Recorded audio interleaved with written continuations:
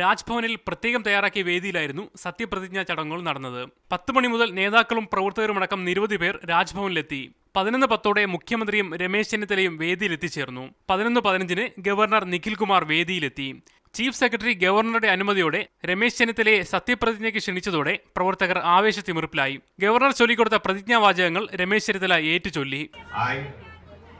രമേശ് ചെന്നിത്തലയായി ഞാൻ നിയമം വഴി സ്ഥാപിതമായ ഭാരതത്തിന്റെ ഭരണഘടനയോട് നിർവ്യാജമായ വിശ്വസ്തതയും കൂറും പുലർത്തുമെന്നും ഞാൻ ഭാരതത്തിന്റെ പരമാധികാരവും അഖണ്ഡതയും നിലനിർത്തുമെന്നും ഞാൻ കേരള സംസ്ഥാനത്തെ ഒരു മന്ത്രി എന്ന നിലയിലുള്ള എൻ്റെ കർത്തവ്യങ്ങൾ വിശ്വസ്തയോടും മനസാക്ഷിയെ മുൻനിർത്തിയും നിർവഹിക്കുമെന്നും ഭരണഘടനയും നിയമവും അനുസരിച്ച് ഭീതിയോ പക്ഷപാതമോ പ്രീതിയോ വിദ്വേഷമോ കൂടാതെ എല്ലാ തരത്തിലുമുള്ള ജനങ്ങൾക്ക് നീതി ചെയ്യുമെന്നും ദൈവനാമത്തിൽ സത്യം ചെയ്യുന്നു.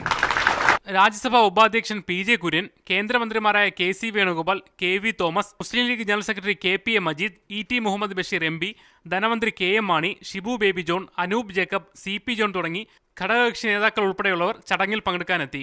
കേരള കോൺഗ്രസ് B നേതാക്കൾ ആരും തന്നെ എത്തിയിരുന്നില്ല. പ്രതിപക്ഷ നിരയിൽ നിന്നും MLA മാരായ കോടിയേരി ബാലകൃഷ്ണൻ, തോമസ് ഐസക്, V ശിവൻകുട്ടി എന്നിവരും സത്യപ്രതിജ്ഞയ്ക്കെത്തി. രമേശ് ചെന്നിത്തലയുടെ കുടുംബാംഗങ്ങളും ചടങ്ങ് വീക്ഷിക്കാനുണ്ടായിരുന്നു.